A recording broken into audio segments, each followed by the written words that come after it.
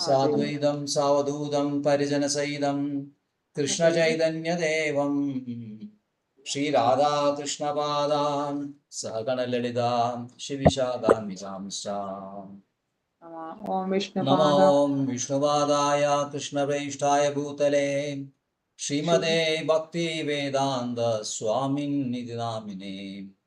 നമസ്തേ സാരസ്വതേ ദേവേ ഗൗരവാണി പ്രചാരിണേ നിർവിശേഷ ശൂന്യവാദി പാശ്ചാത്യദേശതാരിണേ. നമോ വിഷ്ണുപാദായ കൃഷ്ണപ്രേഷ്ഠായ ഭൂതലേ ശ്രീമതേ ഭക്തിസിദ്ധാന്ത സരസ്വതീ നാമിനേ. ശ്രീവാഷവാനവീ ദേവി ദൈത്യായ കൃപാബ്ദേ കൃഷ്ണസംബന്ധ വിജ്ഞാനദായിനേ പ്രഭവേ നമഃ. മാധുര്യോജല പ്രേമാഢ്യാരൂപാനുഗാ ഭക്തിദാം ഗൗരകരുണാശക്തി വിഗ്രഹായ നമസ്തുതേ.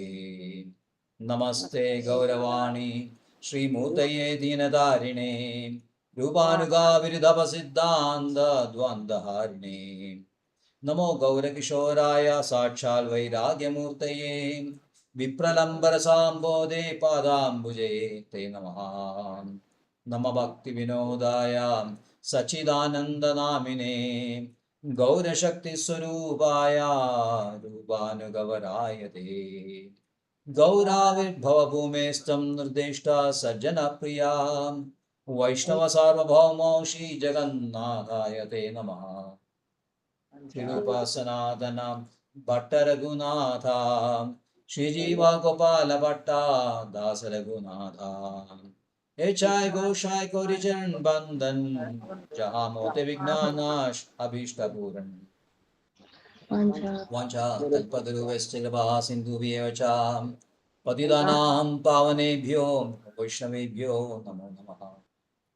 नमो महदन्याय कृष्ण प्रेम प्रदायते कृष्णाय कृष्ण चैतन्य नाम्ने गौरत्युषे नमः. पंचतत्त्वात्मकं कृष्णं भक्तरूपस्वरूपकम् भक्तावतारं भक्ताख्यं नमामि भक्तशक्तियम्. हे कृष्ण करुणा सिन्धो दीनबन्धो जगल्पदे गोपेशा गोपिका कान्ता राधा कान्ता नमस्तुते. जयदां सरदोपङ्गोर्मम मन्दमतेर्गदे मत्सर्वस्वपदाम्बोजो राधा मदनमोहनो दिव्यावृन्दारण्यकल्पद्रुमदां श्रीमद्रत्नाकर सिंहासनस्थो श्रीमद्राधा शीलगोविन्ददेवो प्रेष्ठालवि सेव्यमानो स्मरामि. श्रीमन्रासरसारम्भिमं श्रीवडत्तलस्थितः कर्षणवेणुस्वने गोपी गोपीनाथ श्रीहेतुना. सप्तकाञ्चन गौराङ्गी राधे वृन्दावनेश्वरी ऋषभानुसुते देवी प्रणमामि हरिप्रिये. जय श्री कृष्ण चैतन्य प्रभु नित्यानंद श्री अद्वैत गदाधर श्रीवासादि गौर भक्तवृंद. हरे कृष्ण कृष्ण कृष्ण हरे हरे हरे राम राम राम हरे हरे. हरे कृष्ण कृष्ण कृष्ण हरे हरे हरे राम राम राम हरे हरे. हरे कृष्ण कृष्ण कृष्ण हरे हरे हरे राम राम राम हरे हरे. तावद्रागाद्यस्तेन तावत्कारागृहं गृहं तावन्मोहो अङ्घ्रिनिगडो यावत् कृष्णनदे जनाः. My dear Lord Krishna, until people become your devotees, their material attachments and desires remain thieves, and their homes remain prisons, and their affectionate feelings for their family members remain foot shackles. Hare Krishna. ബ്രഹ്മസ്തുതിയുടെ അവസാനമായി തുടങ്ങി അതിഗംഭീരമായിട്ടുള്ള തത്വവും ഭാവവും കലർത്തിയിട്ടാണ് ഈ സ്തുതിയാണ്.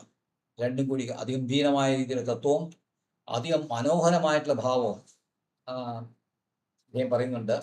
അദ്ദേഹം ഭാവത്തിലെ ഭാവം അദ്ദേഹം പറഞ്ഞു വെച്ച് കഴിഞ്ഞാൽ ബ്രഹ്മാവ് പറഞ്ഞു കഴിഞ്ഞാൽ പ്രജവാസികൾ വളരെ ഭാഗ്യശാലികളാണ്. കാരണം അവരെ ജീവിതം മുഴുവൻ ഓരോ നിമിഷവും ഓരോ സെക്കൻഡും അങ്ങേയായിട്ട് കഴിഞ്ഞു, അങ്ങേക്ക് വേണ്ടി മാത്രം ജീവിക്കുന്ന ആൾക്കാരാണ്.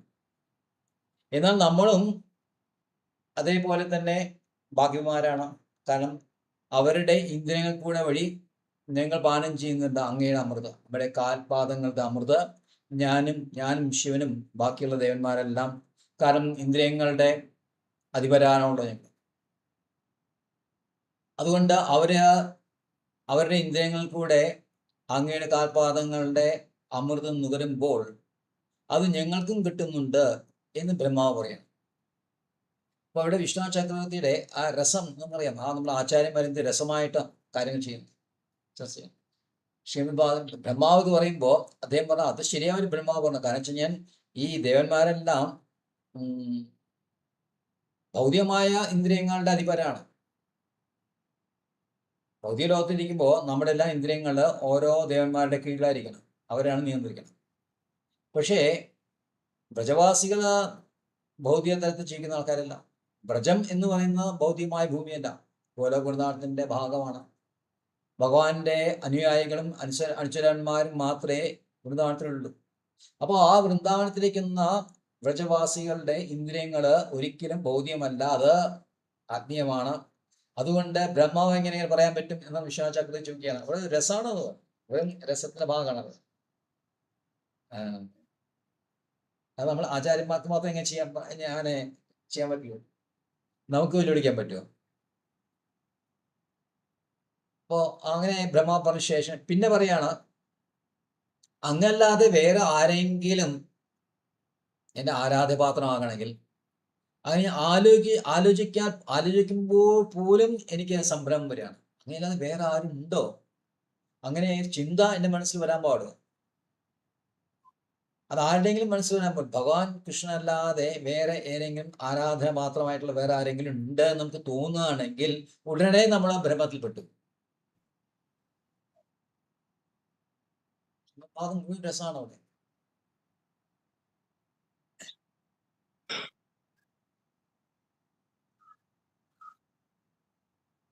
കാമേശൈസ് ഹൃദജ്ഞാന പ്രവദ്യന്തി അന്യദേവത എന്ന് ഭഗവാൻ ഭഗവത്ഗീതയിൽ പറയുമ്പോൾ ഇത് വളരെ രസമായിട്ട് അത് അവതരിപ്പിക്കണം.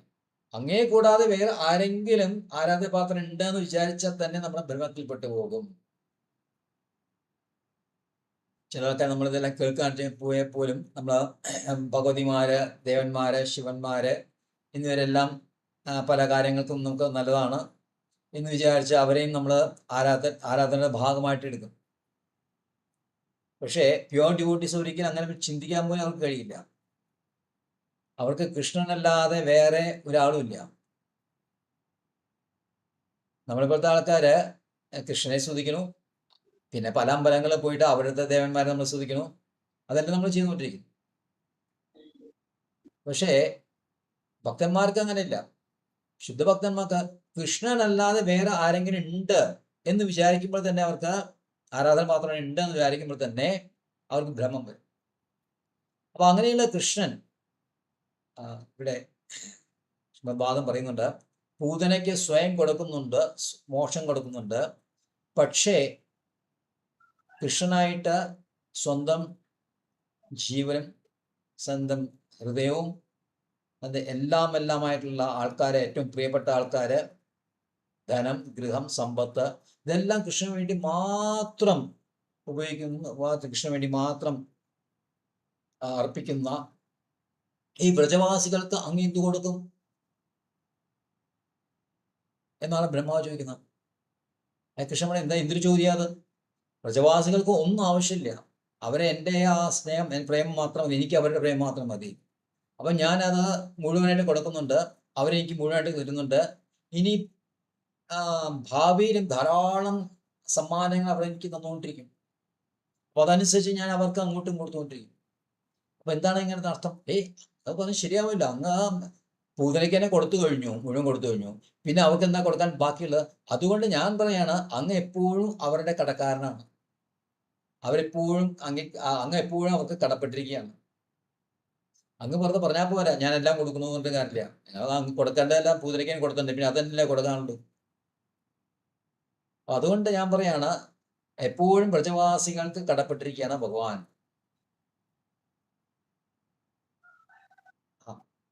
അപ്പൊ ബാക്കിയുള്ള കാര്യം എന്തായിരിക്കും? അതാണ് ഈ ശ്ലോകത്തിൽ പറയണം.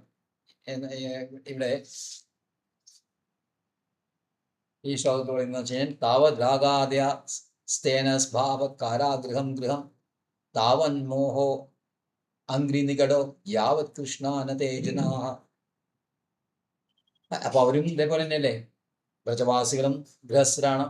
അവർക്ക് വീടുണ്ട്, കുടുംബമുണ്ട്, അവർക്ക് ധനമുണ്ട്, അവർക്ക് പശുക്കളുണ്ട്, അവർക്ക് അഗ്രികൾച്ചർ കൃഷിഭൂമികളുണ്ട്, അവർക്ക് വ്യവസായമുണ്ട്, തൊഴിലുണ്ട്, പാൽ കച്ചവടമുണ്ട്. അപ്പൊ അവരും അത് നമ്മൾ എന്താ വ്യത്യാസം?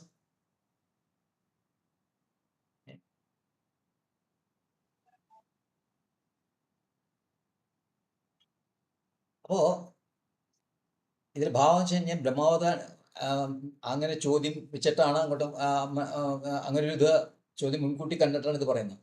അപ്പോൾ സാധാരണ ലോകങ്ങളിൽ തന്നെ, സാധാരണ പ്രജവാസികളല്ലാണ്ട് തന്നെ, പ്രജകത്തിലല്ലാണ്ട് തന്നെ പുറത്തുള്ള ആൾക്കാർ തന്നെ ഭഗവാന്റെ ഡിവോട്ടീസ് ആകുമ്പോൾ അവരൊരിക്കലും അഭക്തരായിട്ട് നമുക്ക് താരതമ്യപ്പെടുത്താൻ പറ്റില്ല.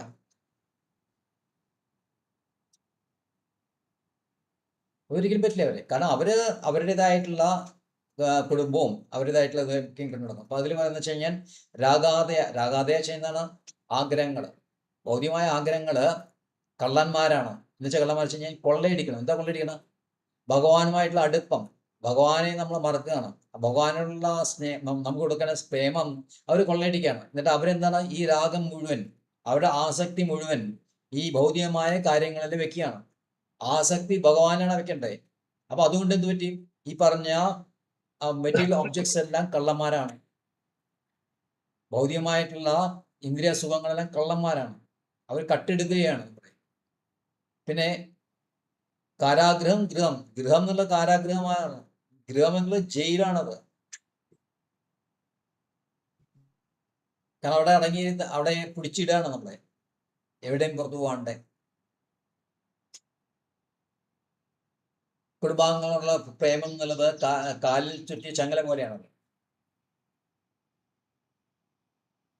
അപ്പോൾ അതുകൊണ്ട് ഈ റെബലിയസ് സോൾസ്, ഈ ഭഗവാനെ എതിരായി നിൽക്കുന്ന, ബഹിർമുഖമായിട്ട് നിൽക്കുന്ന ഈ റെബലിയസ് സോൾസ്, അവരെ സംബന്ധിച്ചോളം ഈ ഭൗതികമായിട്ടുള്ള ഭൂമി എന്നുള്ളത്, അല്ലെ ഭൗതികമായിട്ടുള്ള ലോകം എന്നുള്ളത് ദുർഗമാണ്, ജയിൽ തന്നെയാണ്. അപ്പൊ അവരുടെ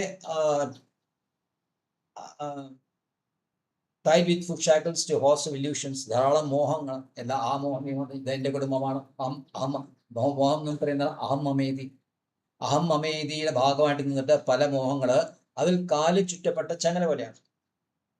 അപ്പൊ അതുകൊണ്ട് കൃഷ്ണ, അങ്ങയുടെ ഭക്തന്മാരാകാതെ ഇതിന്ന് പുറത്തു വരാൻ പറ്റില്ല. അപ്പൊ എങ്ങനെ അങ്ങയുടെ ഭക്തന്മാരാകാൻ പറ്റും? അങ്ങയുടെ ഭക്തന്മാരാകാനേ പറ്റും. അങ്ങയുടെ ഭക്തന്മാരാകാൻ ഒരിക്കലും പറ്റില്ല. ശ്രീല പ്രഭാതനെ പറയണ്ട, I M so fallen that I cannot seek any favors from Krishna. ഭഗവാനിൽ നിന്ന് ഒന്നും ചോദിക്കാൻ എനിക്ക് പറ്റില്ല. കൃഷ്ണ എനിക്ക് ഭക്തി തരൂ, എനിക്ക് അത് തരൂ, ആത്മീയമായ ഒന്നും നാമത്തിൽ രുചി തരൂ, ഇതൊന്നും നമുക്ക് കൃഷ്ണനോട് ചോദിക്കാൻ പറ്റില്ല. നമ്മളെ വി ആർ സോ fallen. അപ്പൊ നമുക്ക് നമ്മുടെ ശ്രീല പ്രഭുണ്ട്, I can only request, I can only beg from my spiritual master. എൻ്റെ ഗുരുവിൽ നിന്ന് മാത്രമേ എനിക്ക് ഇത് യാചിക്കാൻ കഴിയുള്ളൂ.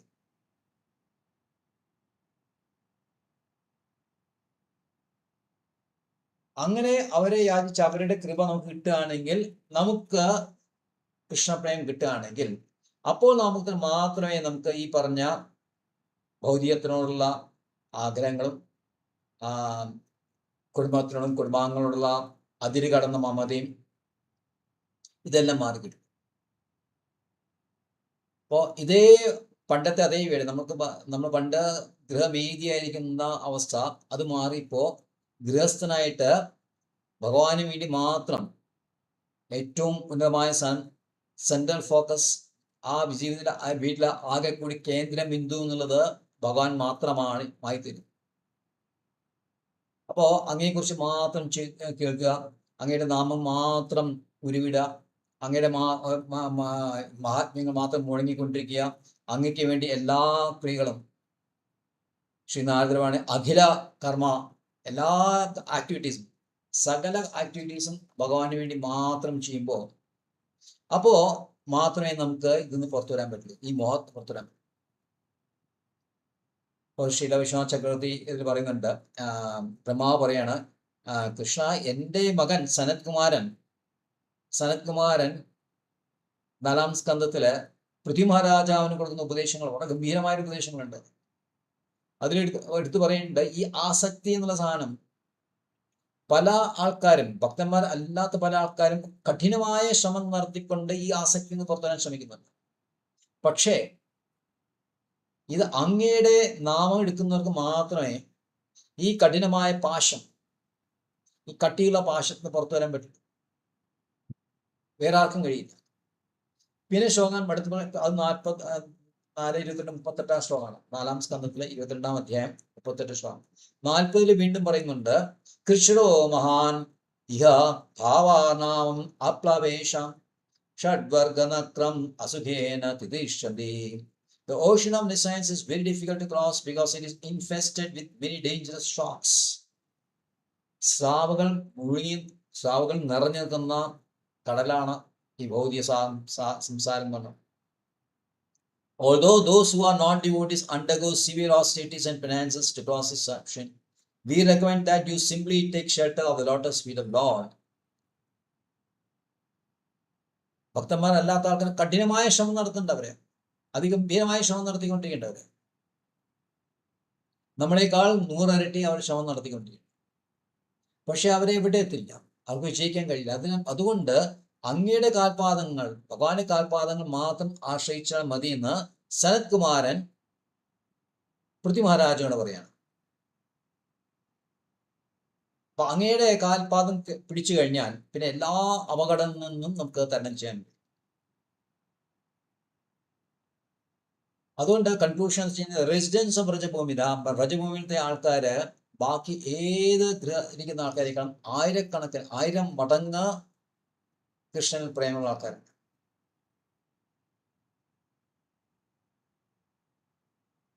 അപ്പൊ അങ്ങ് അവരിൽ നേരത്തെ പറഞ്ഞ കടപ്പെട്ടിരിക്കുകയാണ്. അതുകൊണ്ട് എന്ത് അങ്ങ് ചെയ്യണു?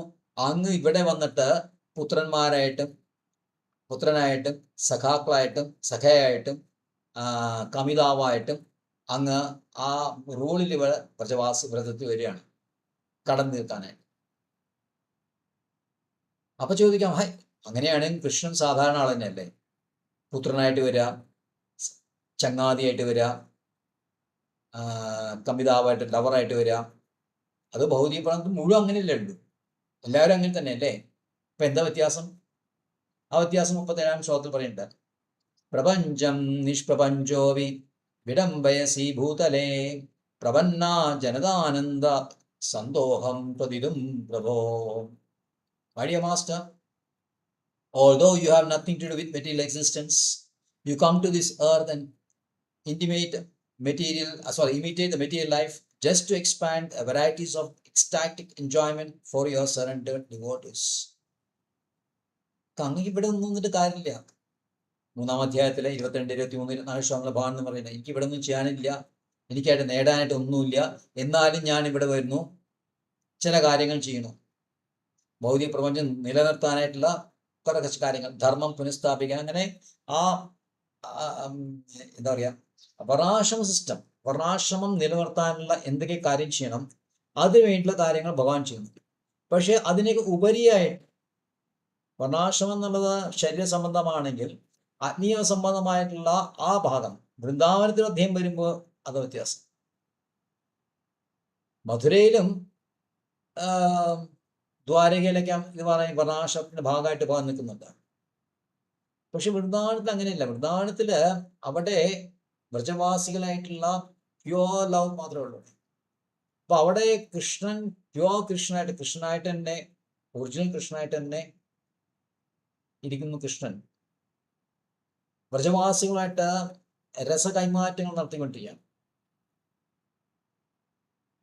അപ്പൊ അവിടെ അദ്ദേഹം പുത്രനായിട്ടും ചങ്ങാതിയായിട്ടും കമിതാവായിട്ടും അദ്ദേഹം വരുന്നുണ്ട്.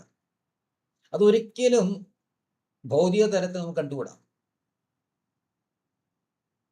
ചില ആൾക്കാരെ പറയും പൂർണ്ണബ്രഹ്മൻ, പരബ്രഹ്മൻ നന്ദമഹാരാജാവിന്റെ പുത്രനായിട്ട് വരിക എന്നുള്ളത് ഒരിക്കലും ശരിയല്ല. അത് അങ്ങനെ കരുതുന്ന ഭക്തന്മാരാണ് മോഹത്തിൽ പെട്ടിരിക്കുക. അത് അദ്വൈതവാദികളുടെ സിദ്ധാന്തമാണ്. പരബ്രഹ്മം ഒരിക്കലും ഭൗതിക ലോകത്തിൽ വന്നിട്ട് നന്ദമഹാരാജാവിൻ്റെ മകനായിട്ട് ഒരിക്കലും പ്രത്യക്ഷപ്പെടില്ല. അത് സത്യവിരുദ്ധമാണ്. ബ്രഹ്മൻ കൺസെപ്റ്റിന് വിപരീതമാണിത്. അങ്ങനെ ആരെങ്കിലും കരുതുകയാണെങ്കിൽ, അങ്ങനെ വരും എന്ന് കരുതുകയാണെങ്കിൽ ആ ഭക്തന്മാരും മോഹത്തിൽ തന്നെയാണ്. അപ്പൊ അതിന്റെ മറുപടിയായിട്ടാണ് ഈ ശ്ലോകം. Though you are always beyond the influence of material nature, you are ever situated within the material. അങ്ങ് ഭൗതികത്തിൽ ഇരിക്കുമ്പോൾ പോലും അങ്ങക്ക് ഭൗതികമായിട്ടുള്ള യാതൊരു സ്വാധീനവുമില്ല. അങ്ങ് ധാരാളം റിലേഷൻഷിപ്പ്, ബന്ധങ്ങൾ സ്ഥാപിക്കുന്നുണ്ട്. ഇവിടെ നിന്ന് ധാരാളം ബന്ധങ്ങൾ, ചങ്ങാതിയായിട്ട്, ദാസനായിട്ട്, യജമാനായിട്ടും പല ഇപ്പൊ ഭീഷ്മരായിട്ടുള്ള റിലേഷൻ, എല്ലാ റിലേഷൻഷിപ്പ് ഉണ്ടാക്കുന്നു. ഭൗതിക പ്രപഞ്ചത്തിൽ കാണുന്ന പോലത്തിലെ അതേ തരത്തിലുള്ള റിലേഷൻഷിപ്സ് ഉണ്ട്. പക്ഷേ ഇത് താൽക്കാലികവും അസത്യവുമല്ല. അങ്ങയുടെ രൂപങ്ങളും അങ്ങയുടെ രസകൈമാറ്റങ്ങളും എല്ലാ കാലത്തും നിലനിൽക്കുന്നതും എപ്പോഴും ഉള്ളതാണ്. അത് കംപ്ലീറ്റ്ലി മുഴുവൻ അതീന്ദ്രിയമാണ്. കാണുമ്പോൾ ലീലകളെല്ലാം ഒരേപോലെ തോന്നുമായിരിക്കാം. അപ്പൊ നമുക്ക് അപ്സരാഗ്രഹേ ഭഗവാൻ എന്തിനകത്തേക്കും ഭൗതിക ലോകത്തിൽ വന്നിട്ട് ഇതെല്ലാം അങ്ങനെ അനുകരിക്കുന്നതിനാണ് ചോദിക്കാം. പക്ഷെ ഇവിടെ വരുന്നത് എന്താണ്? ഇവിടെ ഭക്തന്മാരുടെ, വ്രജവാസികളുടെ ആനന്ദം അനുദിനം അനുനിമിഷം വർദ്ധിപ്പിക്കാൻ വേണ്ടിയാണ്. അക്ഷരഭൂഷണ ചക്രവർത്തി വളരെ ഗംഭീരമായിട്ടുള്ള കാര്യം പറയുന്നു. അപ്പോ കത്തിക്കൊണ്ടിരിക്കുന്ന സൂര്യപ്രകാശത്തിന് മുമ്പില് ഒരു വിളക്കിന് വലിയൊരു പ്രസക്തിയില്ല. അതേപോലെ തന്നെ ഒരു തിളങ്ങുന്ന വെള്ളിയുടെ ഉള്ളില്, വെള്ളിക്കിണ്ണത്തിന്റെ ഉള്ളില് ഒരു രത്നം കാണുകയാണെങ്കിൽ അതിന് വലിയ പ്രസക്തിയില്ല. പക്ഷേ ഇതേ വിളക്ക് തന്നെ ഒരു ചെറിയ റൂമില്, ഇരുട്ടുള്ള ചെറിയ റൂമില് ഈ വിളക്ക് കത്തിച്ചു വെക്കുകയാണെങ്കിൽ അതിന് ശോഭ എന്നൊക്കെ നമുക്ക് മനസ്സിലാക്കാൻ പറ്റും. ഇതേ രത്നം തന്നെ ഒരു നീല ഇലയിലോ അല്ലെങ്കിൽ പാത്രത്തിലോ വെക്കുകയാണെങ്കിൽ ആ രത്നത്തിന്റെ വില നമുക്ക് മനസ്സിലാക്കാം. അതുപോലെ കൃഷ്ണന്റെ ഗോലോക വൃന്ദാവനത്തിൽ കൃഷ്ണ പാസ് ടൈംസ് വെക്കുന്നുണ്ട്. പക്ഷെ അവിടെ എല്ലാം അങ്ങനെയുള്ള ഇതാണ്, നിറയെ എന്താ പറയാ, രസത്തിന്റെ മുഴുകിയിരിക്കുന്ന അല്ലെങ്കിൽ തിളങ്ങിക്കൊണ്ടിരിക്കുന്ന പ്രകാശമാനമായിട്ടുള്ള ഒരു അന്തരീക്ഷം അവിടെ ഇല്ല. പക്ഷെ ഇവിടെ ഭൗതിക ലോകമുള്ള അന്ധകാരങ്ങളാണ്. ഈ അന്ധകാരത്തിൽ കൃഷ്ണൻ എന്ന ആ സൂര്യൻ പ്രകാശിച്ചു കൊണ്ടിരിക്കുമ്പോൾ അത് വളരെയധികം മേന്മയുണ്ടാക്കും, ഭയങ്കര കാന്തി കൂടും. അപ്പൊ ഇവിടെ ഇരിക്കും ഭക്തന്മാർക്ക് ഈ പറഞ്ഞ ഭൗതിക ലോകത്തിൽ കാണിക്കുന്ന ഭഗവാൻ വന്ന് ചെയ്യുന്ന ലീലകളാണ് ഗോലോക വൃന്ദാവനത്തെ ലീലയേക്കാൾ കൂടുതൽ ആസ്വാദികരമായിട്ടുള്ളത്.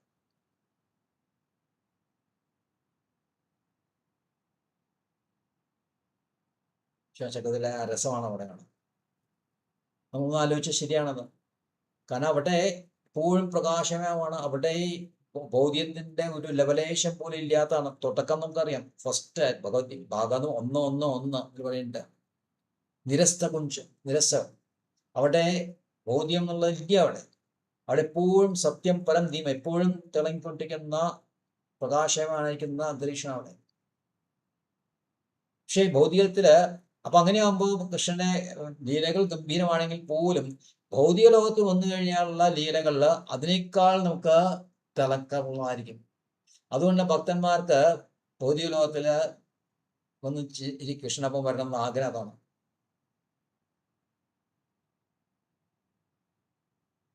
അതുകൊണ്ട് ഇവിടെ ഭൗതിക ലോകങ്ങളിൽ വന്നിട്ട് കൃഷ്ണമായിട്ട് രസകൈമാറ്റം നടത്തി സന്തോഷമായിട്ടിരിക്കാനാണ് അവർക്ക്, ആനന്ദപരമായിട്ടിരിക്കാനാണ് അവർക്ക് താല്പര്യം. പക്ഷെ ഇതിനെക്കുറിച്ച് അറിയാത്ത ആൾക്കാര് ഇപ്പോൾ കൃഷ്ണൻ വെറുതെ ആ കാര്യങ്ങളെയും ഒരു ഗൃഹസ്ഥനെ പോലെ അല്ലെങ്കിൽ പുത്രനെ പോലെ ഇതെല്ലാം കാണിക്കണു, ഇത് വെറും ഇമിറ്റേഷൻ. അപ്പോൾ അതൊക്കെ ഒരു പരഭ്രമം ചെയ്യുന്ന കാര്യമല്ല. അതുകൊണ്ട് ഇതൊന്നും യാഥാർത്ഥ്യമായിട്ട് കണക്കാക്കാൻ പറ്റാത്ത വെറും യാഥാർത്ഥ്യമല്ല. അത് യാഥാർത്ഥ്യം എന്ന് ചിന്തിക്കുന്ന ഭക്തന്മാരെ മോഹത്തിലാണ് കിടക്കുന്നത് എന്ന് ഭക്തിയെക്കുറിച്ച് തീരെ അറിയാത്തത്. ഭക്തി എന്നുള്ള എപ്പോഴും അതീന്ദ്രിയ തലത്തിലാണ്. വൈഷ്ണവനും ബ്രാഹ്മണനും തമ്മിൽ വ്യത്യാസം അതാണ്. ബ്രാഹ്മണൻ എന്ന് പറഞ്ഞാൽ ഭൗതിക ലോകത്തിലെ ഏറ്റവും ഉന്നതമായിട്ടുള്ള സത്വഗുണത്തിൻ്റെ ആളാണ്.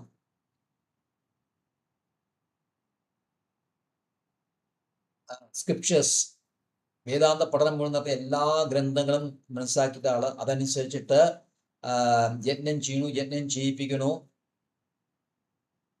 വേദങ്ങൾ പഠിക്കുന്നു, വേദങ്ങൾ പഠിപ്പിക്കുന്നു, ദാനം ചെയ്യുന്നു, ദാനം സ്വീകരിക്കുന്നു, ദാനം കൊടുക്കുന്നു എന്ന് അവരുടെ അക്രമങ്ങൾ വളരെ ഗംഭീരമായിട്ട് ചെയ്യും. പക്ഷേ ഇത് ആക്ച്വലി ഭൗതിക തലത്തിലുള്ള കാര്യങ്ങളാണ്. വൈഷ്ണവനകത്തല്ല. വൈഷ്ണവൻ ഭഗവാനുമായിട്ട് മാത്രമേ ബന്ധമുള്ളൂ. അപ്പോൾ അത് ആത്മീയ തലത്തിലാണത്. അപ്പൊ ആത്മീയ തലത്തിലിരിക്കുന്ന ഈ വൈഷ്ണവൻ, ഇവിടെ ഇരിക്കുന്ന വൈഷ്ണവരും ഭഗവാനും തമ്മിൽ ബന്ധം എന്നുള്ളത് ഭൗതികമായിട്ട് യാതൊരു ബന്ധവുമില്ല. ഇത് മനസ്സിലാക്കാൻ പറ്റാത്തത് കൊണ്ടാണ് ഈ അദ്വൈതവാദികള് ഇങ്ങനെ വാദിക്കുന്നത്. ഇപ്പൊ ബ്രഹ്മ പറഞ്ഞു കൊടുക്കുകയാണ്, അത് തെറ്റാണ്, ഇവർക്ക് മനസ്സിലാക്കാത്തത് കൊണ്ടാണ്.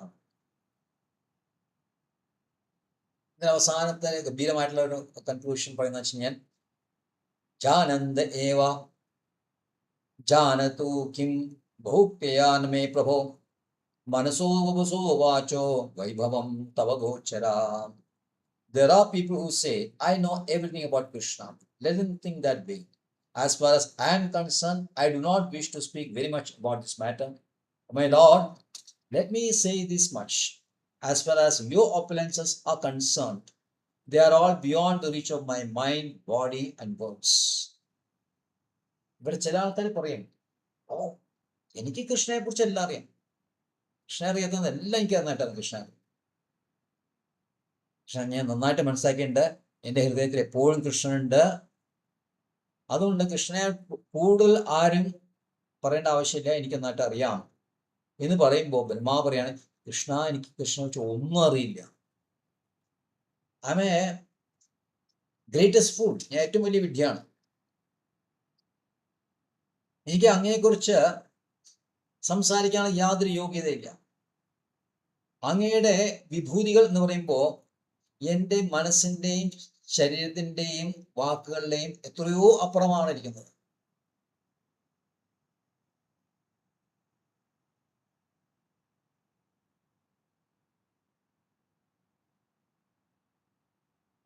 അപ്പൊ കൃഷ്ണന്റെ ചോദ്യത്തിന് മറുപടിയാണ് കൃഷ്ണൻ ചോദിക്കേണ്ടത്. അപ്പൊ ഈ പറഞ്ഞ അങ്ങയുടെ ബ്രഹ്മാവ് പറയുന്നല്ലോ, അങ്ങ് ഈ ഭൗതിക ലോകത്ത് വരുമ്പോ ഇമിറ്റേഷൻ വിചാരിക്കരുത്, അത് ഏറ്റവും അതീന്ദ്രിയ തരത്തിലാണ് എന്ന് പറയുമ്പോ അപ്പോ കൃഷ്ണൻ ചോദിക്കുന്നുണ്ട്, ഇത് ശരിയാണെങ്കിൽ അങ്ങേ അല്ലാതെ ധാരാളം ഫിലോസഫേഴ്സ് വേറെയില്ലേ, അവരും ഇത് തന്നെയാണോ പറഞ്ഞിരുന്നത്? എന്നെക്കുറിച്ച് ഗംഭീരമായ എൻ്റെ അതീന്ദ്രിയമായ രൂപത്തിനെ കുറിച്ചും എൻ്റെ വ്രജവാസികളായ ഡെവോട്ടീസിനെ കുറിച്ചിട്ടും എൻ്റെ സേവയെക്കുറിച്ചല്ല, എൻ്റെ പാസ്റ്റ് ടൈംസിനെ കുറിച്ചിട്ടും ഇതെല്ലാം ബാക്കി ഫിലോസഫേഴ്സ് ഉണ്ട്, അവരിത് തന്നെയാണ് പറയുന്നത്. അപ്പോഴാണ് മറുപടിയാണ് ബ്രഹ്മാവ അവർ പറയായിരിക്കും, അവർക്ക് കൃഷ്ണനെ കുറിച്ച് പറയാം, പക്ഷെ എനിക്കൊന്നും അറിയില്ല, എനിക്ക് ഒന്നും അറിയില്ല.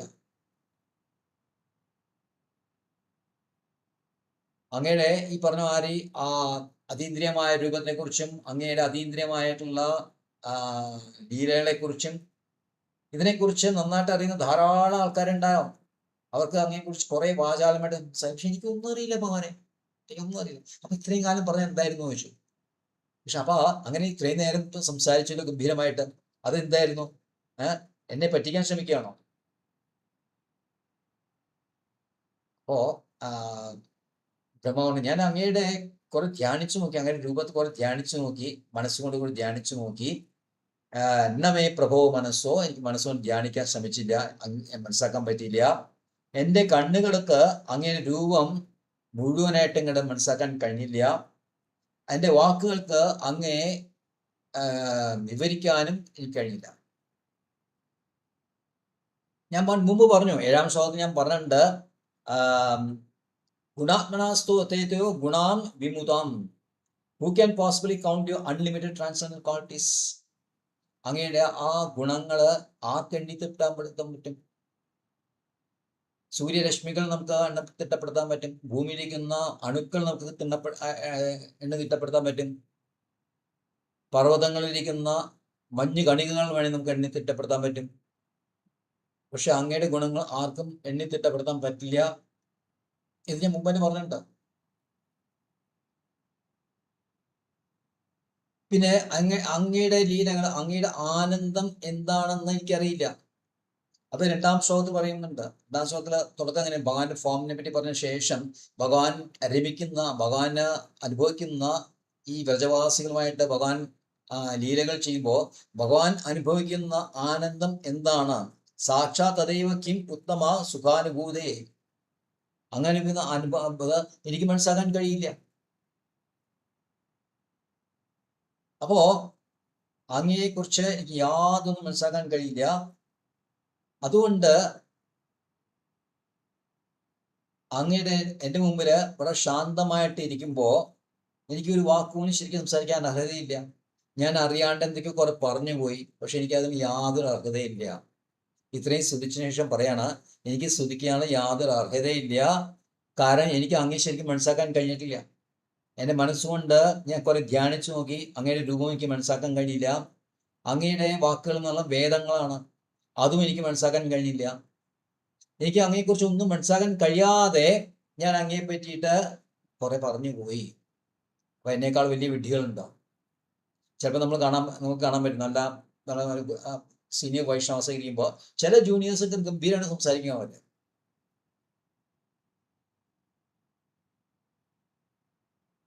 അപ്പൊ അവരുടെ ഒരു അറിവ് കാണിക്കുന്ന മാതിരി അവരെങ്ങനെ അങ്ങനെ വിസ്തരിച്ചിങ്ങനെ പറയും ചിലപ്പോൾ.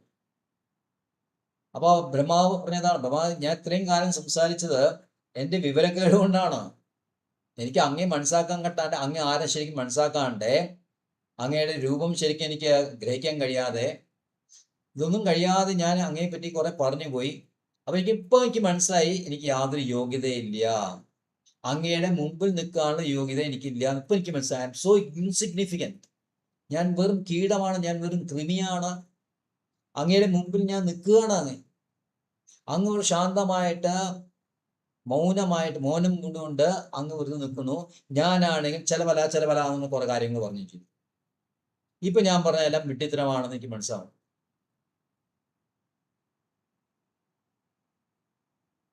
ഇത്രയും പറഞ്ഞുകൊണ്ട് ബ്രഹ്മാവിനി അടുത്ത അനുവാദം ചോദിക്കുകയാണ്, പുറത്തു പോകാൻ, തിരിച്ചു പോകാനായിട്ടുള്ള അനുവാദം. അടുത്ത ശ്ലോകങ്ങൾ വരും. അടുത്ത ക്ലാസ്സിൽ നോക്കാം. Hare Krishna. Thank you very much.